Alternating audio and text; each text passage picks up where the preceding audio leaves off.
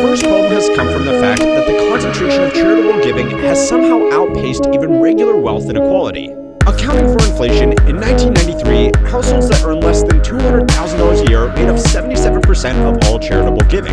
Extremely wealthy households making over $1 million a year contributed just 10% to the total pot.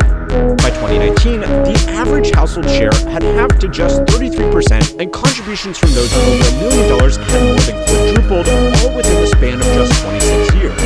I also say average households, like people bringing home $200,000 a year, are not doing better than most, but this is what the researchers used. One last thing is that, yes, this data only goes up to 2019, because this information is notoriously hard to produce, but more on that later.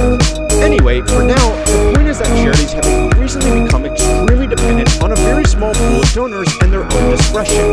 In fact, the vast majority of large charitable contributions are made to foundations that the wealthy donors themselves control.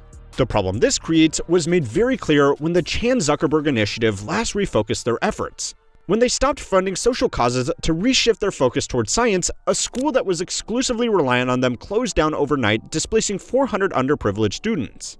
In a press release, it was announced that the school was closing down due to a lack of funding, without pointing to the logical irony that they were the funding.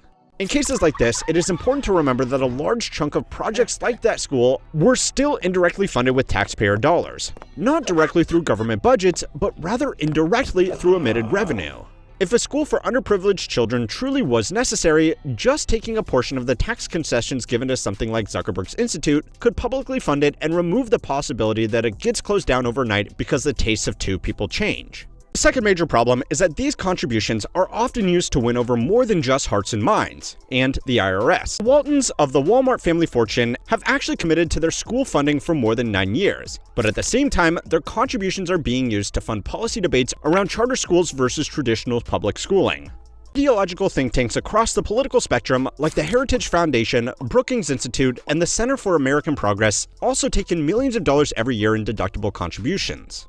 But as charitable giving has become more concentrated amongst very wealthy people, a lot more of the spending is going towards projects and infrastructure that will overwhelmingly be enjoyed by other wealthy people.